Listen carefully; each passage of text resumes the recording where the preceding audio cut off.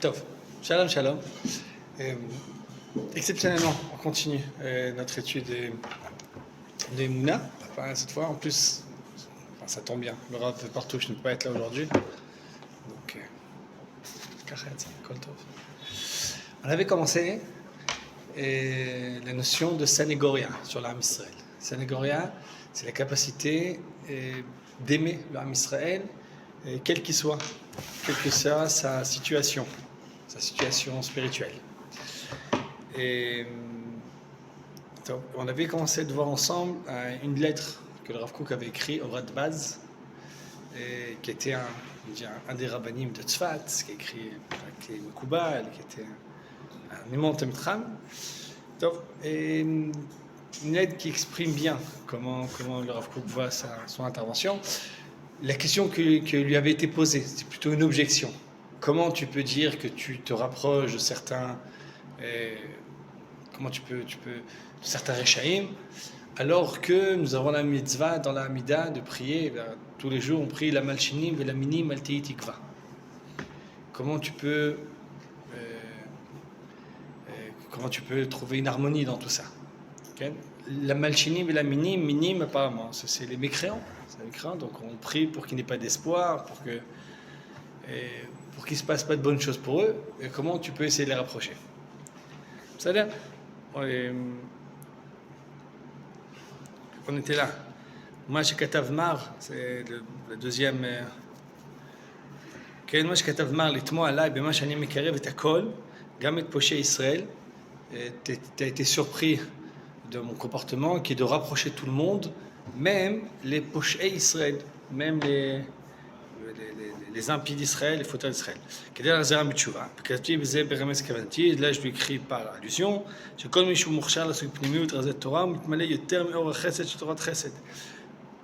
toute personne qui se remplit qui a cette capacité d'étudier la profondeur de la Torah, des secrets de la Torah, il se remplit de chesed, de la Torah de chesed. Quand vous savez, les grands Mekoubalim, vous voyez qu'ils étaient pleins d'amour. Ils étaient souriants tout le temps. Moi, le Rav Kadouri, il souriait tout le temps. Et les grands Mekoubalim, comme on voit, ils sont Emlamdim Srout. Ils voient tout d'un bon oeil. Ils étaient rarement, virulents ou bien véhéments. Tout d'un bon oeil. C'est la nature. Le Torah de Chesed, ça nous remplit de Chesed. Quelqu'un comme ça, il a l'obligation de s'occuper de ceux qui sont tombés ou bien de rapprocher ceux qui sont loin. C'est ce qu'on appelle dans la Kabbalah ramener les étincelles et des clipotes, des écorces dans lesquelles elles sont enfuies. Ce que j'ai dit, donc le Radbaz a trouvé ça une contradiction. La bracha qu'on dit Birkat Aminim, Palim, Yelaokram, Moshe Abraham, Yasim Nagan, Kvod Geono, Libo, Lidvarai, que sa grandeur écoute bien ce que j'ai à dire. Vers l'oblichon, l'objet de Torah, je reviens à l'Yod, Kvo Yodea, chez Eno Yoda Bahem. Et là, je vais essayer d'expliquer ça avec un langage qui n'est pas un langage de Kabbalah, parce que tu penses que tu n'y comprends pas. Et la bedverim shooting, chose simple, émet, et l'ouvrez du kochem, et tu verras à quel point c'est très simple et que c'est une contradiction. Tov. Et là, on est arrivé là. Ça là, Yada Adrad Geono, que sa splendeur sache. Chez Shne Dvarim Ikariim, Yeshnam, Shem Ponim, Kdushat Israël, Veid Kashut Elohim. Il y a deux éléments qui construisent la Kdusha d'Israël et la façon dont Akadosh Baruch Hu se lie à Israël. Il y a deux éléments qui sont fondamentaux. Aichadu Zgula, Klomar, Teva Hagdusha Shebenishmat Israël, Meyerushat Avot, Kamur Lobitz Katra Vechole, Rak Bavotecha Chashak Hashem La'ava Otam, Vaifcha B'Zaram Acharem, Vaitamni Zgula Mikol Amim. והסגולה הוא כוח קדוש פנימי, מונע בטבע הנפש ברצון השם, כמו טבע כל דבר מהמציאות, שאי אפשר לא להשתנות כלל. הוא אמר ויהי ויעמוד לעד לעולם. Première chose, c'est la Ségoula. C'est une notion que le Rav a. Ségoula en hébreu, c'est un trésor. Trésor, c'est quelque chose qui est caché. Et Ségoula, c'est caché, un trésor caché. C'est quoi? La nature Kdosha qu'il y a dans la Neshama, l'âme de chaque juif, Merushat Avot, qui a été reçu en héritage des pères, Avraham, Isaac et Yaakov. Comme le Psukim dit clairement, L'Obskatra, Rak Bavotecha, c'est pas parce que tu es tzaddik que je me crois voulu toi Israël, c'est par rapport à tes pères. Vitem ni sekula mikolami, vous saurez ce trésor-là. Va sekula koar kadosh pnimi, c'est une force kedosha intérieure qui fait partie de la nature de l'âme, de notre être, par la volonté de Dieu. Et encore une fois, c'est quelque chose de naturel qui vient de notre nature et qui est absolument immuable. C'est-à-dire que cette zgoula, elle ne pourra jamais changer. On ne pourra jamais l'enlever. On pourra faire tout ce qu'on veut. C'est-à-dire qu'un juif, il peut penser se convertir, se convertir à l'islam, se convertir à la chrétienté, et il peut devenir collabo, il peut devenir nazi, il peut devenir tout ce qu'il veut. Ça ne bougera jamais. Ça ne peut pas bouger. C'est une nature.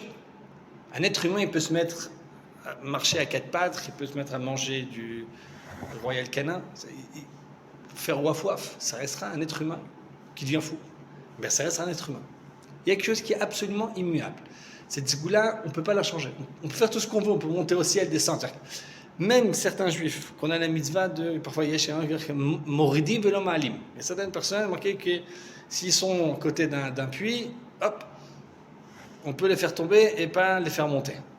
Ou bien c'est des cas bien particuliers. C'est déjà,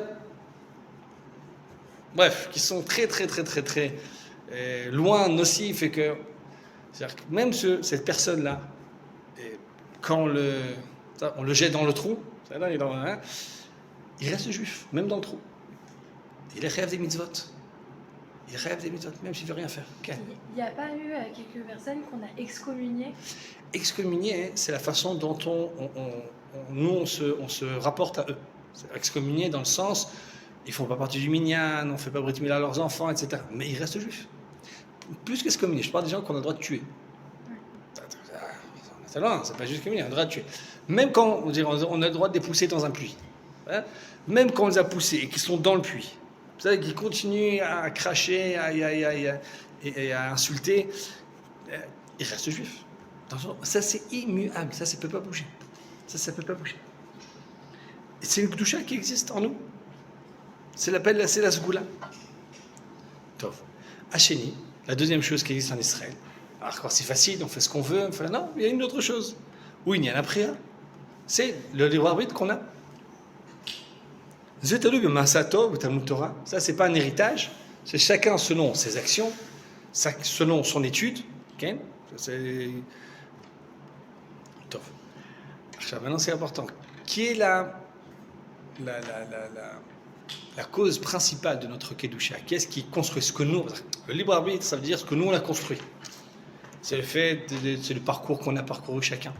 Les questions qu'on s'est posées. Les réponses qu'on a recherchées, qu'on a pu se dire. Les efforts qu'on a fournis. Les guerres qu'on s'est fait. Les guerres. Le travail que chacun d'entre nous a... On a tous des points dans lesquels on a travaillé pour notre personnalité, choses qu'on était plus faibles, qu'on s'est renforcés, etc. Si on essaie de comparer, quel est le principal? La neshama qu'on a reçue ou ce que nous-mêmes nous avons construit de nos 10 doigts? On dit c'est barour. Je dis la suite, c'est barour. החלק של הסגולה הוא הרבה באין ארוך כלל יותר גדול וקדוש מחלק כתוב בבחירה. Ce qu'on a reçu à la naissance, c'est incomparément, on ne peut pas comparer, incomparablement plus grand que ce que nous on a fait par notre travail. Et là, maintenant c'est très important. Brit Kroutai, il y a une alliance. Il y a une alliance qui a été, que je vous crois, a contractée. Chez Asgoula Pnimit, Lot Itgale Bazman Azeh, qui ne fait autant d'âge à Priram, c'est à tel Gilouya.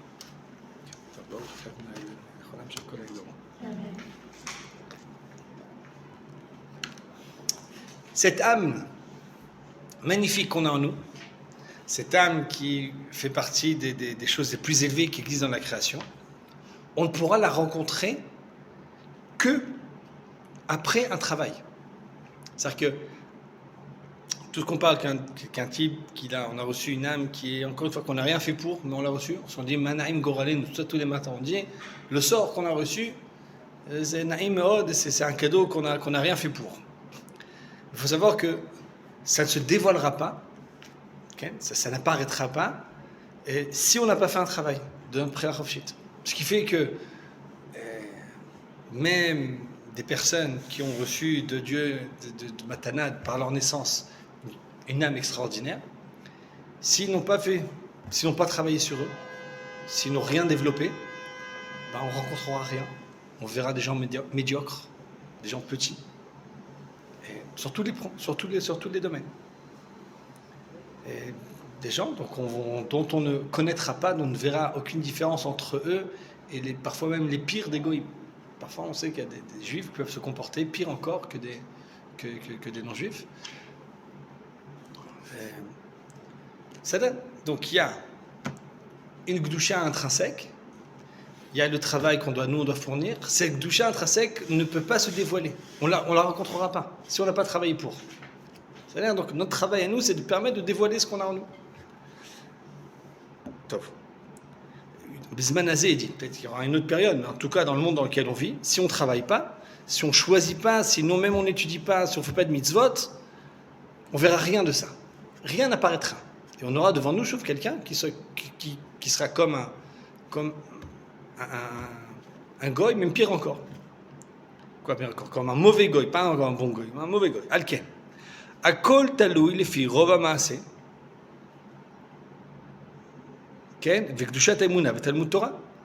Tout va donc dépendre des actes, de la Emouna, de l'étude de la Torah.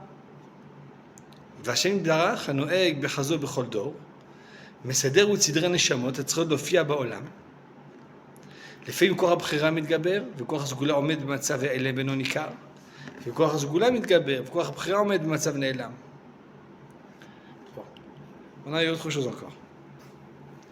Il y a certaines époques, et où il y a certaines générations où on rencontre la Kedusha qui existe, qui est diffuse, qui est naturelle. On la rencontre plus. Et il y a certaines époques où tout dépend uniquement du travail de chacun. Il va expliquer ça. C'est-à-dire qu'en principe, encore une fois, pour qu'on puisse rencontrer... est-ce que un juif est plus grand que quelqu'un d'autre, qu'un non-juif? Ça dépend par rapport à quoi. La neshama, il a reçu une neshama qui n'existe nulle part, mais tout va dépendre de la façon dont il se comporte. S'il se comporte bien, cette neshama va apparaître. S'il ne se comporte pas bien, cette neshama n'apparaît pas, et donc elle n'a aucune signification. Il y a Tané de Béliaou, que même le roi HaKodesh, comme ça, ni juif, ni non-juif, ni homme, ni femme, Akol et Fiamaase. Chacun selon ses actions. Cette prière peut amener aussi le roi HaKodesh. Maintenant, il y a des périodes, il va expliquer ça. Il y a des périodes où apparemment les gens se comportent de leur Bechira Chofshit, c'est-à-dire qu'il n'y a pas beaucoup de Torah, il n'y a pas beaucoup de mitzvot, mais on voit une nature juive flagrante. Il dit c'est de la particularité de la génération qu'il est en train de vivre, que nous-mêmes, en tout cas dans la foi, est en train de vivre. כל קשה ברית אבות שאינו פוסק אפילו כשתמה זכות אבות בא מצד כוח הסגולה. ובגלל המשכה מתגבר ביותר כוח הסגולה שהוא תוכן זוכר חסדי אבות ומביא גוי לבני בני למען שמו באהבה. כלומר לא מצד הבחירה שבא מצד המעשים הטובים שבבנים ומצד התשובה אלא למען שמו המתגדל על ידי שיחת חסדי אבות. Qu'est-ce qu'il dit là? C'est ma chaise. D'abord, on sait que par rapport au Avot, l'influence de nos pères aux enfants, à Israël, il y a eu plusieurs époques. Il y a une époque où il y a marqué Tama Srut Avot. On n'a plus encore le Srut d'Avot, le mérite d'Avot. Enfin, on explique généralement ça, c'est Le mérite, c'est dans le sens où on a encore une influence glouya, dévoilée. C'est-à-dire qu'il y avait certaines des traditions, un comportement qu'on avait reçu directement des pères. C'est-à-dire qu'Avraham, Yitzhak et Yaakov, ils avaient une façon d'éduquer leurs enfants qui restait. Ça, c'est terminé complètement. Il y a une époque où on est terminé. Mais le brit, c'est quoi le brit avot? C'est la nature qu'Akadosh Baruch Hu a créée en nous, a mis en nous, par nos parents. Ça peut jamais s'éteindre. Ça peut jamais changer. Généralement, dans une époque normale, on ne peut voir la neshama qu'après un travail de la prachofshit, c'est-à-dire après des mitzvot, la Torah des mitzvot. Il y a certaines époques où Akadosh Baruch Hu décide de faire autrement. Et ce qu'il est en train, c'est ce qu'il parle dans son époque, où on voit qu'il y a un réveil de la Ségoula, alors que la Brira est complètement à l'ouest. C'est-à-dire qu'on voit des gens qui, selon des critères normaux, sont absolument infréquentables. C'est-à-dire des gens qui étaient dans la Torah, qui ont abandonné la Torah, les mitzvot. Aujourd'hui, on parle de Tchenokot Chenishbu. À l'époque du Rav Kook, il n'y avait pas de Tchenokot Chenishbu. Tous étaient nés, c'était des gens qui étaient dans la Torah, qui étaient dans des Talmudés Torah, et qui ont tout abandonné. Ce n'est pas des personnes qui ne connaissent pas. Aujourd'hui, il y a de plus en plus il y a une époque, c'était que les kibbutzim, maintenant c'est tous les enfants. Ils ne savent rien dans la Torah. Rien. Surtout qu'ils ont enlevé le Tanakh, ils ont enlevé... Bref, dans les écoles, il y a des écoles pas religieuses, ils ne connaissent rien. À l'époque, c'était pas comme ça. Des gens qui, dans les actions qu'ils ont fait, les choix qu'ils ont fait, on voit des gens qui ont fait des mauvais choix. Quelqu'un qui a choisi de faire des mauvaises choses. Malgré cela, on voit que dans ces gens-là, et ça veut dire que parfois la ségoula se réveille. Et ça le pousse à faire des choses, à vouloir des choses, à aimer des choses qui ne sont pas habituelles. Avec dire ça, un des exemples les plus flagrants, c'est l'amour pour la terre d'Israël. Jusqu'à l'époque, donc de cette époque-là, il y a 150 ans, aimer Israël, la terre d'Israël, c'était une poignée de tzadikim. Les grands Géoné Olam qui ont donné leur vie pour monter en Israël, c'était les plus grands Mekoubalim, c'est les tzadikim, c'est le Ramban, le Kuzari, Rabbi Yehuda Levi, le Rambam, l'élite de l'élite. Quelqu'un qui était loin de la Torah des mitzvot, généralement ce qui l'intéressait, c'était son compte en banque, c'était ses ta'avot, c'était sa averot. Et là, il y a des hommes, il y a des gens qui, encore une fois, se comportent extrêmement mal, comme des goïms. Vous savez, les premiers sionistes, il y avait d'énormes problèmes, que ce soit de Shabbat, de Tzniut, bref. Même plus encore. Bref, malgré ça, ouais, ils sont pleins d'amour pour le peuple juif, pleins d'amour pour la terre d'Israël, et ils sont prêts à donner leur vie pour les générations futures. Il y a quelque chose. Il y a quelque chose qui se réveille, qui n'est pas logique, okay? Qui n'est pas logique. Mais c'est Akadosh Baruch Hu qui a décidé comme ça. Il dit, c'est ça qu'on dit tous les jours dans l'Amida. Zocher chasdei avot. Regardez ce pshat qu'on a dans l'Amida. Connaît Akol. V'zocher chasdei avot, qui se rappelle des chassadim des pères. Ici, se souvenir des chassadim des pères, ça veut dire réveiller l'alliance qui était faite avec les pères. On se souvient de quelque chose, se souvenir, c'est quelque chose qui était enfoui, qui passe dans notre connaissance, qui passe dans notre conscience. C'est amener quelque chose, bégalouille, on le dévoile. C'est se souvenir de quelque chose qui était enfoui, qui se dévoile. Zacher chasdei avot, c'est que donc, cette nature des avot qui était enfouie, c'est ces gens-là, Zacher chasdei avot, ou mevi goel, pour amener le Goël. C'est Kadosh Baruch Hu, il réveille lui-même les chasdei avot sans que nous on le fasse. Général, encore une fois, pour réveiller les chasdei avot, nous on doit travailler pour pouvoir réveiller ça. Mais il y a des époques où Kadosh Baruch Hu lui-même, il réveille ces chassadim-là, donc cette nature-là, pour amener un Goël. On vit Goël à qui? Aux bnei bnehem, aux enfants de leurs enfants, des pères. Il est possible qu'il veut dire enfants de leurs enfants, c'est-à-dire des enfants qui sont déjà... qui sont plus liés à leur père, qui sont plus liés à Abraham, Yitzhak et Yaakov. La seule chose qui les lie à Abraham, Yitzhak et Yaakov, c'est le fait que leur père était lié à Abraham, Yitzhak et Yaakov. C'est-à-dire qu'eux-mêmes, dans leur vie de tous les jours, ce sont des goïms. Ils vivent comme des goïms. Vous connaissez ceux qui... ils ont tous une photo d'un grand-père qui était rabbin, qui était ça, qui était ou bien conseiller du roi, ou bien grand rabbin d'une ville. Il y a une génération où il n'y a rien qui les lie au Havot, Bégalouille. Ce qui les lie, c'est que leurs grands-parents étaient leurs grands-parents et grands-parents. Okay? Et pourquoi il fait ça? Les man shmo be'ava. Pas parce qu'on le mérite, pas parce qu'on a fait quelque chose, mais parce que pour son nom, le temps est venu que ce nom, le nom d'Akadosh Baruch Hu se sanctifie, et par amour pour nous, par amour pour l'âme Israël, pour le monde entier. Ça fait? כשתם הזכות אבות, מצד כל הסגולה, בגלל זה נמשך מתגבר יותר כוח הסגולה, שהוא תוכן זוכר חסדי אבות, מביא גול מינו את שמו באהבה, כלומר, לא מצד הבחירה, c'est pas par notre action à nous, בא מצד המעשה הטובים שבבנים ומצד התשובה, pas par la תשובה, אלא למען שמו.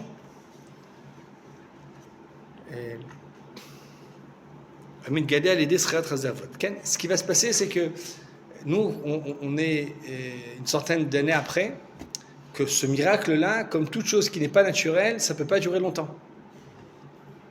Et si on a eu des gens qui étaient d'un côté très mekulkalim, qui étaient plein de problèmes, qui étaient très problématiques dans leur façon de se comporter, et d'un autre côté, qui avaient ce réveil-là d'amour pour la terre, pour l'âme Israël, ça ne peut pas durer. Une génération après, la Sgoula s'éteint à nouveau. On n'a que l'aspect problématique, qui va également devenir médiocre, qui va ne plus aimer Israël, qui va ne plus aimer la terre d'Israël, qui ne va plus aimer Bichla, le peuple, qui va rechercher qu'à repartir en Chutz Laaretz. Il y en a des comme ça. Au bout des parents, grands-parents ont fait des choses énormes, et qu'eux-mêmes, Bichla, il ne reste plus rien.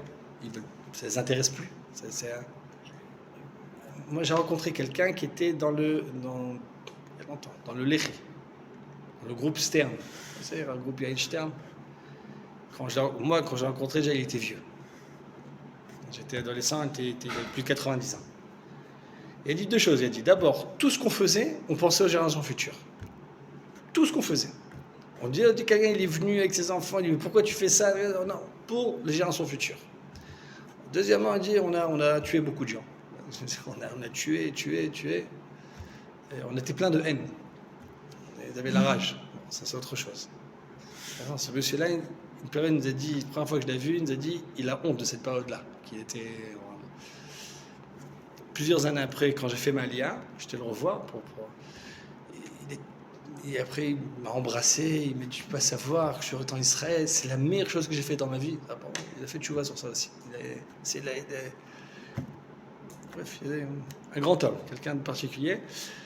Tov. Et Dreyfus m'a dit, on pensait que aux générations futures. Il n'y a que ça qui nous intéressait.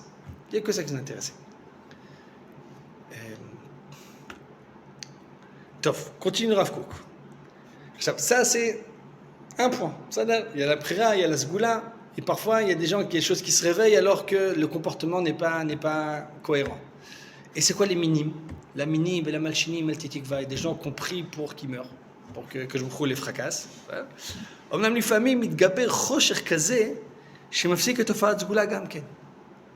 Parfois, il y a tellement d'obscurité que ça empêche le dévoilement de la sgoula. אבל זה אפשר כי מי שבא לדזור חס ושלום שונא את ישראל. כן, למינים ולמלשינים, faut savoir, c'est pas juste quelqu'un qui croit plus en Dieu. C'est quelqu'un qui déteste Israël. C'est un traître. Quelqu'un qui se met de parler du mal d'Israël, qui poursuit. Il y a eu des époques, c'était des gens qui allaient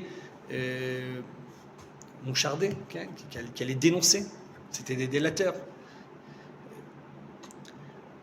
Parfois, c'était des gens qui devenaient, vous savez, dans toute l'histoire comme ça, européenne, juive, et lorsqu'on a eu des problèmes, la plupart des problèmes qu'on a eu, c'est pour des juifs qui sont devenus chrétiens et qui sont mis à poursuivre leurs frères. Le Srifat Talmud, l'autodafé de la Gemara, du Talmud, qui s'est fait à Paris, ça a commencé par un juif qui est devenu chrétien, qui a été raconté au pape. Dans le Talmud, il y a énormément de choses qui sont injurieuses pour Jésus et pour toute la chrétienté, etc. Donc, c'est comme ça que ça a commencé. Et... Okay. Alors, quelqu'un qui en est arrivé là, c'est-à-dire, on n'en a pas beaucoup. Il y en avait un une fois qui était en prison parce qu'il a dévoilé des secrets de l'arme atomique d'Israël à des journalistes. Qui était en prison. En prison, il est devenu chrétien. Il s'est converti. Et qu'après, dès qu'il est sorti de prison, il s'est expatrié, il est retourné en Angleterre. Les Israéliens connaissent. Si vous ne connaissez pas, c'est pas la peine de... Et quelqu'un comme ça, mis à part qu'il a un problème, lui il avait là un problème qu'il était malade mental, quelqu'un comme ça, lui il est arrivé à l'état où il déteste Israël, il les poursuit. Eux, il faut les détester. Quelqu'un qui est dans Sonnet Israël, Doresh Ra'alaim, Befoal B'Tziapiyat Alev, qui leur veut du mal en action et dans leur aspiration du cœur. Comme un minime, comme ces minimes là qui oppressaient Israël. Et même cette bracha là, c'était dur aux sages de pouvoir instituer une telle bracha. עד על כן הכריז רבן גמליאל, כלום יש אדם שיודע לתקן ברכת המינים, והוא צריך לתקן דווקא את שמואל הקטן. Pour instituer une telle bracha, il fallait quelqu'un qui était extrêmement pur, qui était plein d'amour. C'est que Shmuel הקטן qui a pu faire ça. שנקי מכל מידה של שנאה, comme pour ne faire l'ismar, qu'il n'avait absolument rien, aucune haine. Même pour ceux qui le poursuivaient, qui faisaient la misère. Il n'avait pas de haine. Donc lui pouvait instituer une telle bracha. Pour ceux qu'on dit a perdu la sgoula, perdu dans le sens, la sgoula ne se dévoile plus. On dit que la sgoula, on ne peut pas la perdre. C'est une nature humaine. C'est pas une nature, c'est la nature naturelle. Ça ne se dévoile plus ou moins pas. Dans notre génération, on a énormément de personnes qui sont extrêmement bas dans leur choix, dans leur bחירה חופשית, dans leur libre arbitre. Pour ça, ils se comportent très mal. Ils ont de très mauvaises pensées, dans le sens leur monde des valeurs est complètement détérioré. Malgré ça, O Azgula Meir Baem. La Zgula est claire en eux. Pour ça, ils aiment beaucoup le clan d'Israël et ils aiment la terre d'Israël. Il y a plusieurs midot comme ça qu'on voit qu'ils ont en eux. Enfin, c'est un chidouche, c'est nouveau. Généralement, quelqu'un qui se comporte mal, il était aussi égoïste, il était aussi concentré sur sa propre personne. Le clan d'Israël, il s'en fiche complètement. Il y a des juifs qui ont écrit. Alors on dit pourquoi c'est quoi pour toi être juif? Pour moi c'est juste une façon de m'embêter. C'est un mitrad, c'est quelque chose qui embête, qui empêche, c'est quelque chose qui n'est pas dont on n'est pas fier, dont on aurait espéré que ça se fasse pas. Il y avait des gens comme ça. Mais là non. Vous ne vous rendez pas compte. C'est Herzl. Il n'était pas connu pour être un grand tzaddik dans sa vie privée. Mais les choses qu'il a fait pour le clan d'Israël, mais de façon consciente. Il a abandonné une des plus grandes revues littéraires de son époque, alors que c'était le top du top. C'était la grande revue, c'était le grand truc, il a tout abandonné. Il a été plusieurs fois, il a essayé tout son travail qu'il a essayé de faire. Souvent, il s'est fait insulter, même par les juifs, par les non-juifs. Et on voit avec quelle patience il a, quel amour il a pour l'âme Israël. Il est mort, alors qu'on sait qu'il est mort par surmenage, alors qu'on lui avait dit, ses médecins lui avaient dit d'arrêter. On a quelque chose de particulier, un amour, un élan, une flamme. D'un autre côté, un comportement dans sa vie privée qui était complètement out, c'est-à-dire qu'il vient d'une famille assimilée, avec tout ce que ça implique. C'est quelque chose de particulier dans notre époque. Dans l'époque, il y avait... C'est un chidouche. Alors, vous lui dites que lui, il essaye... regarde, c'est qu'il dit... כמה דברים טובים. נשמות כאלו, אם זדקק לקרב אותם משאין בו דעה עמוקה, או תביאותיין לדעת לחלק בין הצד הסגולי הפנימי הקדוש שבהם, הצד הבחירי המקולקל שבהם, הוא מקיף את נפשם כחוכים מקוצים מסביב שנה, הוא יוכל לקלקל הרבה חס ושלום וללמוד מעשיהם. De tels, comment les comparer, des réchaïm avec une zgoula qui est claire.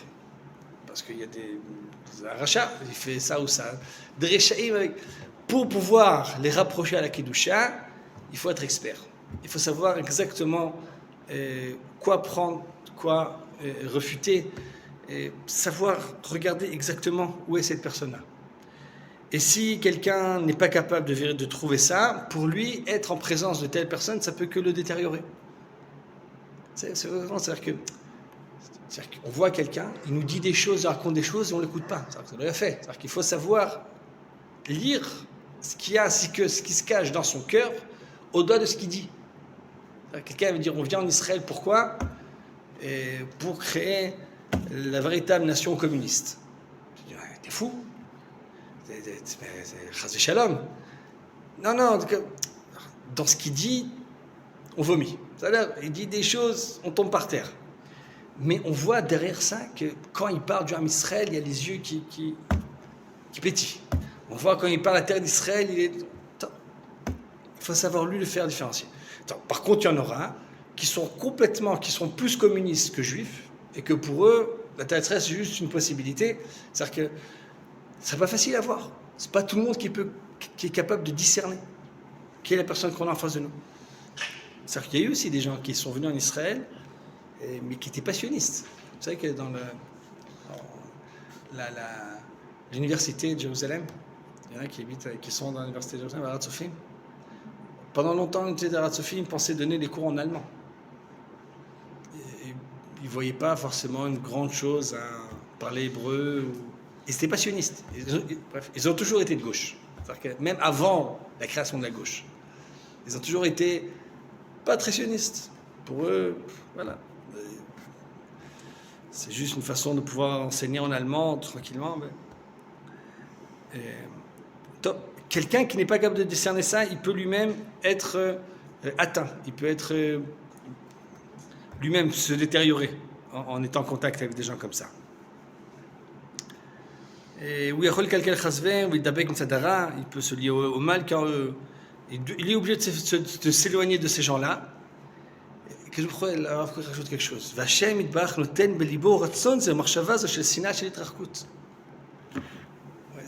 Alors il explique encore pourquoi il ouvre le livre Kim Chaim. Pourquoi il y a certains chachamim que leur obligation c'est de s'éloigner de tous ces gens-là. Parce que pour eux, le contact est dangereux. Le contact avec ces personnes-là risque de les faire chuter, risque de les endommager.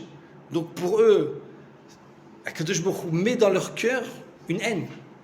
C'est-à-dire qu'il y a des tzadikim qui disent tout cela, on n'en veut pas, des rishaïm, on ne s'approche pas de tout ça. Mais il y en a d'autres qui ont l'obligation de faire ce travail-là. כדי שלא יבולע לו, אבל מישהו תמיד שקוע ברעיונו בסקלות פנימית, באור תורה וקדושה ויראה יראה, quelqu'un qui vit à l'intérieur, que toutes ses pensées c'est pour la קדושה et de la crainte, cette remoute ריבון כל העמים, de la grandeur de Dieu, ou חס ושלום, ולא חס ושלום יראת התאה לבדם צד עונשה בעולם הזה, lui il est incapable de vivre uniquement dans une crainte de la punition. Et bref,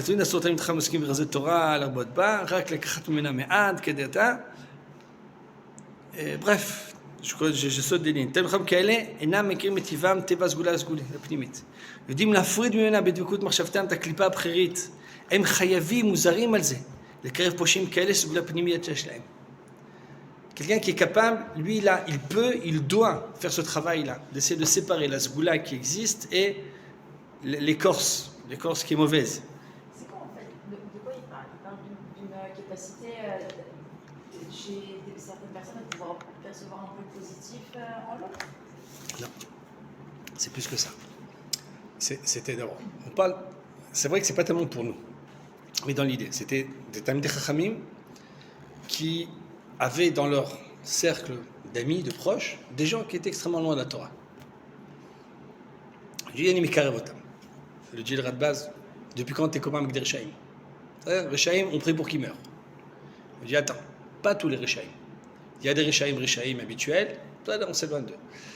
Moi, ceux qui sont autour de moi, c'est que ce que moi, il va dire après que moi, Kadosh Baruch Hu, il sait que moi je choisis ceux qui sont proches de moi, c'est que je vois qu'ils ont eu quelque chose de très grand, qui s'exprime, qui est réveillé et qui n'est pas habituel. Dans une autre génération, il n'aurait pas pu voir ça. Donc, quand tu sais voir ça, tu sais les chavanoto. Parfois, tu sais comment expliquer à quelqu'un qu'est-ce qu'il veut réellement.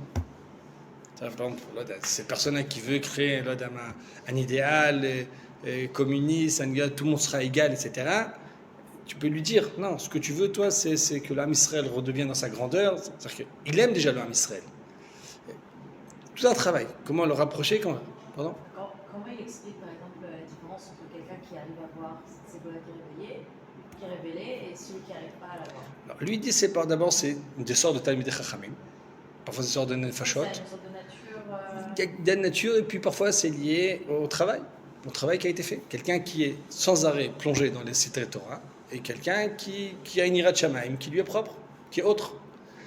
Et il dit lui, ce qu'il explique, c'est que quelqu'un qui n'est pas capable, que je me roulette, et fait en sorte qu'il lui-même il ressent comme ça un dégoût. Et donc il ne se rapprochera pas. Mais ce qu'il veut lui dire, c'est que c'est pas parce que toi tu n'arrives pas que tu dois après me casser la tête. C'est ce qu'un Radbaz lui disait. Il écrit dans le Pourquoi Tolo Moucher Chotam. Comment tu peux être copain avec eux? Pourquoi tu ne leur rentres pas dedans? Pourquoi tu participes pas à. Il y a toutes sortes des pages Kevinim, des annonces comme ça, avec toutes sortes d'insultes. Lama t'as l'osé, top. Alors, quelqu'un qui serait bad sadique, il ne devrait pas le faire. Avoir des copains pas religieux, Rishaïm, c'est pas facile. C'est pas toujours une bonne idée. Parfois c'est de la famille. Et parfois des gens avec qui tu travailles. Mais aller toi chercher comme ça des gens pour les rapprocher, c'est pas un travail que tout le monde est capable de faire. Pourquoi? Parce qu'il faut forcément chercher à rapprocher les gens. Pardon? Il faut forcément chercher à rapprocher les gens. Ça, c'est Bichlal. Quelqu'un qui aime Akadosh Baruch Hu, il veut que sa Torah se répande de partout. Après, on peut rapprocher les gens juste en étant quelqu'un de bien, sans que ce soit dans l'actif. Ça peut être passivement aussi. Ça, c'est pas quelque chose que tu cherches à faire. C'est pas quelque chose que tu vas toi-même prendre des gens, être en contact avec eux pour qu'ils te voient comme tu es bien. Non, on peut être ami avec des gens. On peut être ami avec des gens qui ne sont pas religieux, pas parce qu'on a envie de les rapprocher de la Torah directement, parce qu'on a plein de points communs, et puis il s'avère que comme on est Hachem, alors on a peut-être aussi envie de les rapprocher. Mais quoi, d'après l'idée là, on ne devrait pas se rapprocher de gens qui ne sont pas proches de Dieu? Il y a une question. Quels sont les gens avec qui on doit s'entourer? On a influencé les gens qui nous entourent. Ça dépend, comme vous avez dit, ça dépend. Bon, même si on n'est pas des tzadikim tous, on n'est pas forcément tous influençables négativement pour autant. Ça, je suis pas sûr. On est tous influençables. Encore une fois, moi je pense, je pense pas qu'il y ait des amitiés qui existent. Si elles sont là, elles sont là. Est-ce qu'on doit chercher à mes voisins? Je suis ami avec mes voisins, avec une certaine limite. Il faut savoir se protéger aussi. Anilod, c'est l'opachut. C'est pas une question qui est facile à savoir. On se rend pas compte des influences qui existent. Encore une fois, sache qu'aujourd'hui,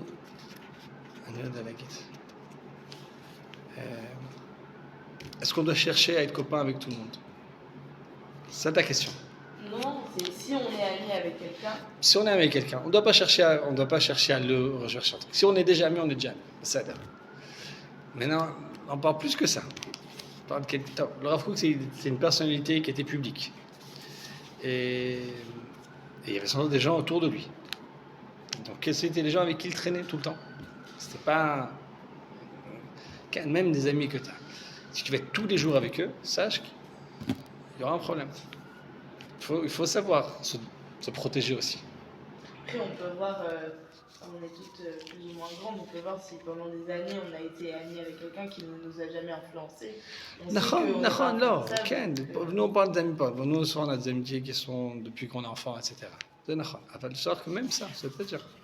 Moi, je pense que même parfois des milieux qui ont plus longtemps, alors, contre Chaz Shalom, c'est clair. Moi, je dis pas qu'il faut casser les ponts avec les gens avec qui on était proches. Là, on irait. C'est un temps. Non, je veux comprendre par rapport au texte, c'est quoi l'idée de.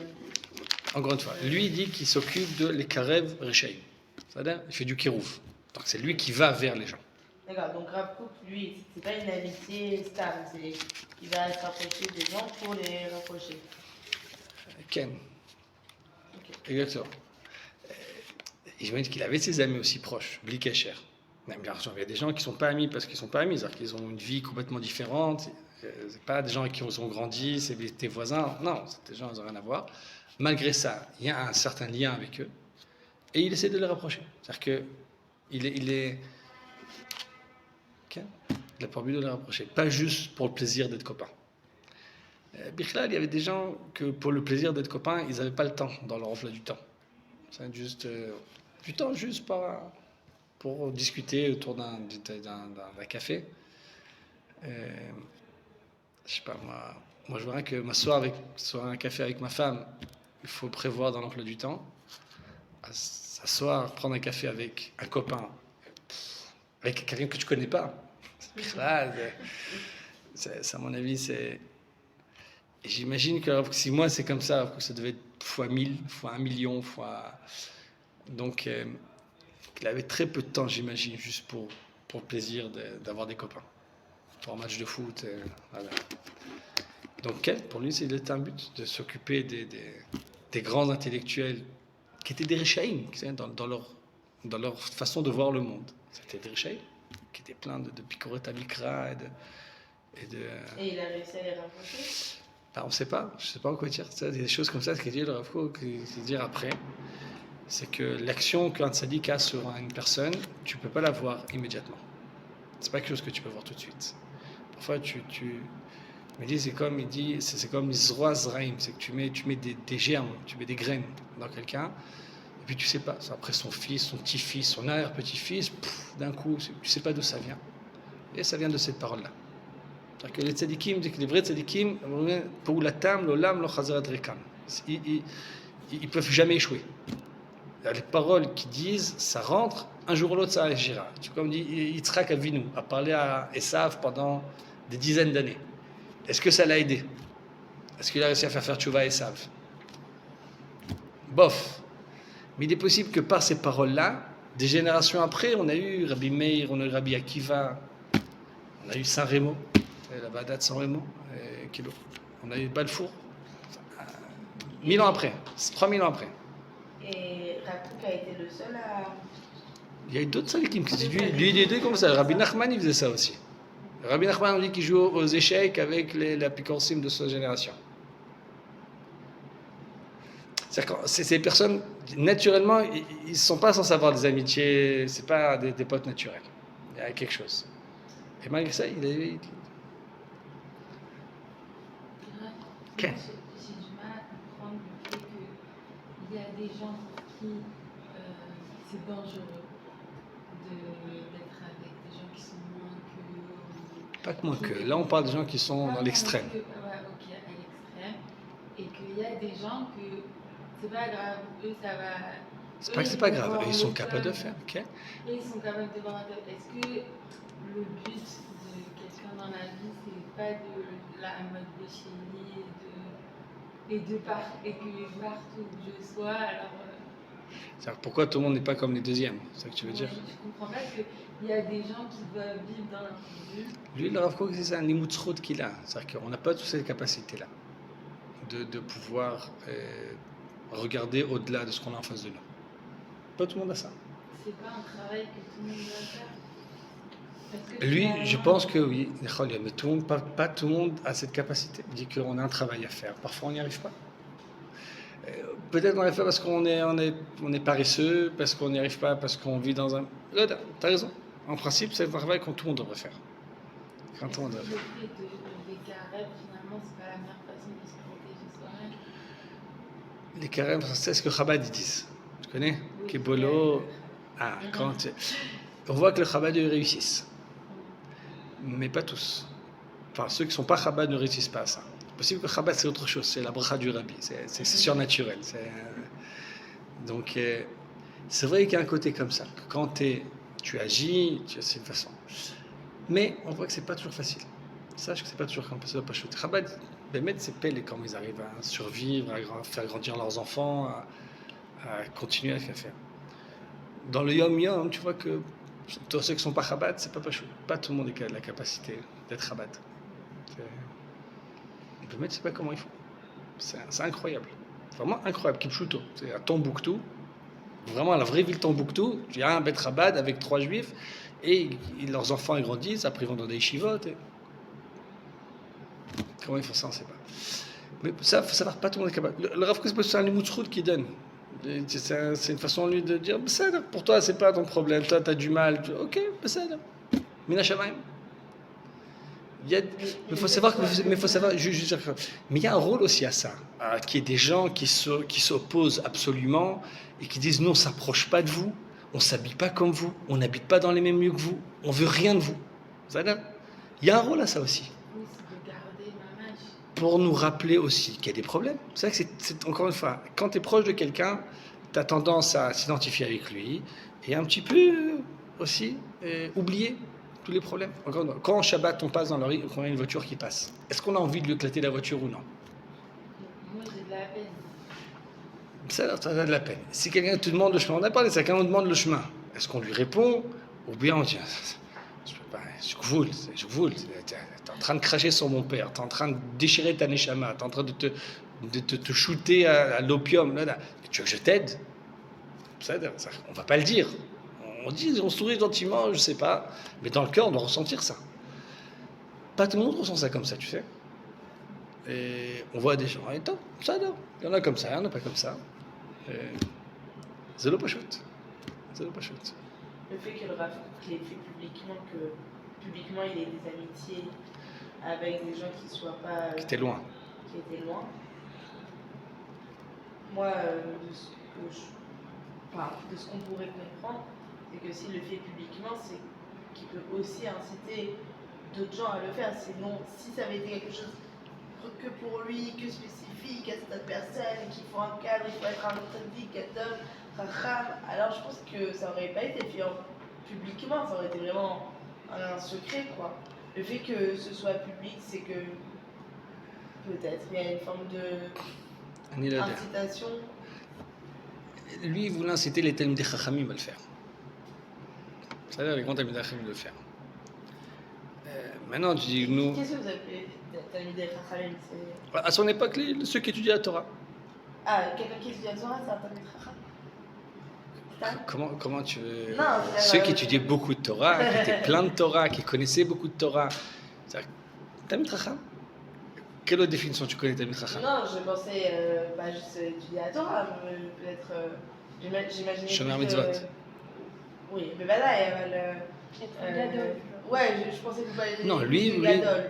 il voulait, mais il y avait plein de Gdolim à son époque. Lui, il voulait que beaucoup d'autres gens aillent dans cette idée-là. Talmidei Chacham, ça peut être aussi au féminin ou... Les femmes de Talmidei Chachamim. Ken, c'est possible. C'est possible aussi. Ken, dans ce sens-là, c'est possible. On est une génération après. Il y a des choses qui étaient compliquées à son époque, aujourd'hui, sont simples pour nous. Encore une fois, à son époque, on parlait d'une notion de la fradata keilot. Est-ce qu'il faut séparer complètement les communautés?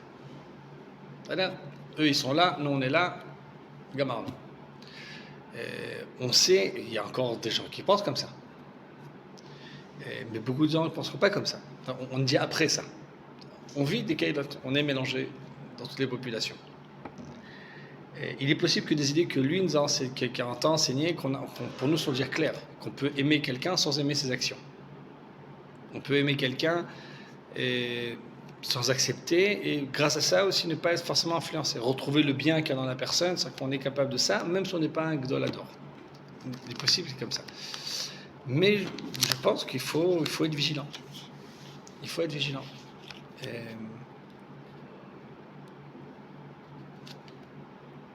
Encore une fois, c'est zéro pas chouette. Quelqu'un qui aime les gens autour de lui, on a tendance à s'identifier avec eux. Par exemple, Rav Kook, on a dit que Avat Israël, il faut qu'elle vienne avec rouge bikoret, avec une capacité de critique aussi. Parce que facilement, parce que tu te lis à quelqu'un, tu l'aimes, tu t'identifies à lui, tu prends des choses de lui. C'est automatique.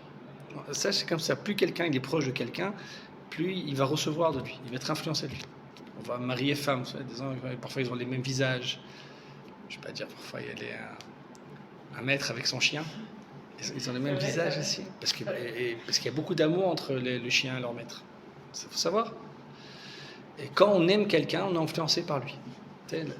En hébreu, le Ahava, c'est chesed. Chesed, c'est de l'eau, c'est zrima, c'est un courant qui passe. Comme on dit, le courant qui passe. Il y a beaucoup de flux qui s'échangent quand on aime quelqu'un.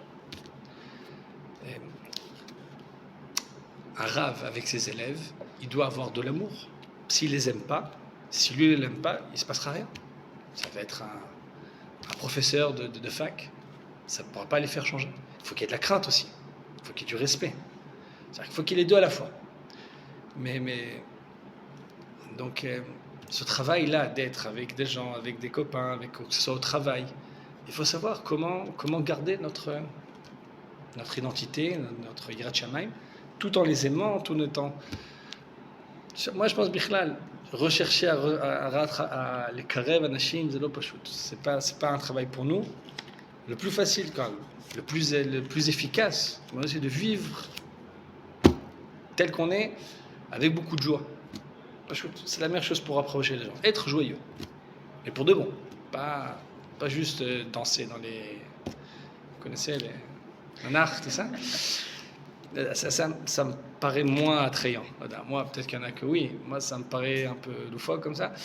Mais être bien dans ce que tu fais. Joyeux, souriant. Bémet, pas... Ça influence x10.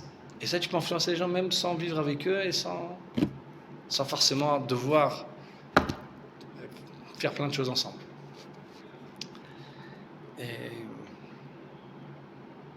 Top. C'est important de savoir, est-ce qu'on doit détester les Réchaïm? Non. On doit détester le mal qui est en eux. Si on sent qu'on est influencé, alors il faut s'éloigner. Mais encore une fois, il faut être capable de ne pas être influencé. Mais je répète, il faut être vigilant. Se rendre compte de mettre à quel point on est influencé, à quel point on n'est pas influencé. À quel point on est choqué par le mal, à quel point on est déjà plus choqué par le mal. Parfois, le fait d'être moins choqué par des choses, ça en soi... Une femme, à son travail, elle avait une de ses collègues qui était proche, qui s'avère qui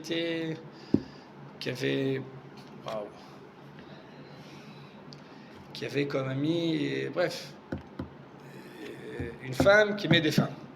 C'est-à-dire, et qu'elle est connue, elle avait une amie, elle habitait avec sa copine, et puis à un moment, elle a décidé de se marier. Et donc elle a invité cette femme-là à aller au mariage. Pardon? Quelle galère. Quelle horreur, surtout.